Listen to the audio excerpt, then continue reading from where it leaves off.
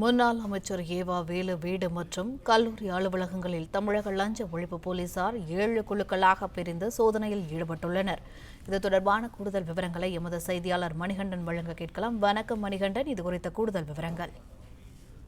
வணக்கம். திருவண்ணாமலை அடுத்த தென்மாத்தூர் கிராமத்தில் உள்ள அருணை பொறியியல் கல்லூரி, அருணை மருத்துவக் கல்லூரி மருத்துவமனை, Kamban arts and science college, கரங் மற்றும் அறிவியல் கல்லூரி, Jeevavelu polytechnic, Jeevavelu international matric மேல்நிலைப்பள்ளி உள்ளிட்ட கல்வி நிறுவனங்களில் பொதுப்பணி மற்றும் நெடுஞ்சாலைத்துறை முன்னாள் பொதுப்பணி மற்றும் நெடுஞ்சாலைத்துறை அமைச்சர் ஏவாவேலுக்கு சொந்தமான இடங்களில் 7 குழுக்களாக 35 பேர் கொண்ட லஞ்ச ஒழிப்புத்துறையினர் காலையிலிருந்து தற்போது அதிரடி சோதனையில் ஈடுபட்டு வருகின்றனர்.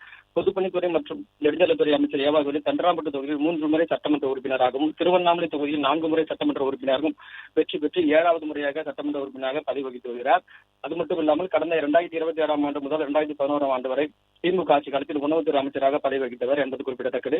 தற்போது 2021ஆம் ஆண்டு முதல் பொதுப்பணி மற்றும் நெடுஞ்சாலைத்துறை அமைச்சராக பதவி வகித்த நிலையில தமிழகம் முழுவதும் பல்வேறு இடங்களில் சொத்துக்கு அளவுக்கு அதிகமாக சொத்து வாங்கியதாக குவிக்கப்பட்டுள்ள தகவல் அடிப்படையில் இன்று லஞ்ச ஒழிப்புத்துறையினர் அமைச்சர் ஏவாவேலு மற்றும் கல்வி நிறுவனங்களில் தொடர்ந்து 35க்கும் மேற்பட்ட லஞ்ச ஒழிப்புத்துறையினர் 7 குழுக்களாக பிரிந்து அதிரடி சோதனையில் ஈடுபட்டு வருகின்றனர். அது மட்டும் இல்லாமல் கல்வி நிறுவனங்களில் பயிலும் மாணவ மாணவிகள் உள்ளே செல்லும் பொழுது அவர்களை லஞ்ச ஒழிப்புத்துறையினர் அதிரடி சோதனையில் ஈடுபட்ட பிறகே உள்ளே அனுமதித்தனர். இதனால் பெரும் பரபரப்பு ஏற்பட்ட நிலையில சோதனை நிறைவு பெற்ற முடியும்